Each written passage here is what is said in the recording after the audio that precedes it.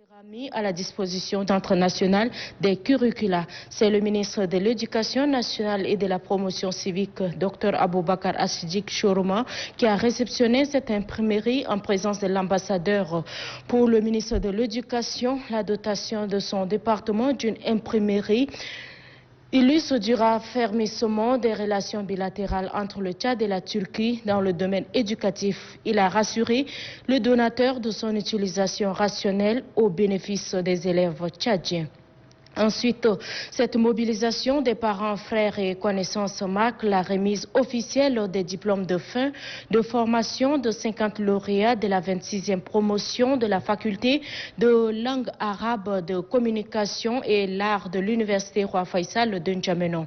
Cette licence en langue arabe met terme leurs 3 années de formation. Après le mot de remerciement du président du comité d'organisation, Abakar Moussa, le représentant des lauréats Ali Moussa salue le corps enseignant pour leur disponibilité pendant leur période d'études. Selon le doyen de la faculté de la langue arabe, de communication et de l'art, Dr Adil, le maréchal du Tchad, Idriss Déby Itno, accorde une place prépondérante à la jeunesse. Il les exhorte à mettre en exergue les connaissances apprises pour le marché de l'emploi. Ensuite, 2 présumés malfrats sont tombés dans les mailles de filet des forces de défense et de sécurité.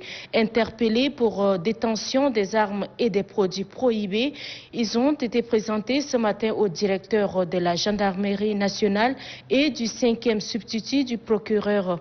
Les armes récupérées et les produits prohibés sont les résultats du travail abattu par les éléments de la gendarmerie et de la commission mixte. En religion, les différents leaders religieux de l'église évangélique au Tchad ont lancé hier l'ouverture officielle de la 46e Assemblée générale régionale, placée sous le thème enjeu de la transmission d'héritage spirituel aux générations futures. Cette assemblée permet à ces leaders d'examiner et d'évaluer le parcours de leur structure après une année d'exercice. Pour le pasteur, c'est une occasion d'édifier chacun sur la transformation afin d'aller de l'avant dans la promotion et dans la création, les conditions de transmission de la parole de Dieu aux générations à venir. Toujours en religion, les responsables de la confrérie Al-Tidjaniya, en collaboration avec les membres du Conseil supérieur des affaires islamiques du Tchad, ont organisé une journée de la lecture des livres saints hier à la mosquée. Plusieurs fidèles ont pris part à cette prière. Objectif, préserver la paix chèrement acquise. Le secrétaire général de la confrérie et le vice-président se sont relayés pour expliquer l'assistance et l'importance de cette journée. Le premier vice-président et le secrétaire général du Conseil supérieur des affaires islamiques a salué l'initiative avant de rappeler le rôle de son institution qui consiste à encadrer et orienter les fidèles musulmans selon les principes et les règles de l'islam.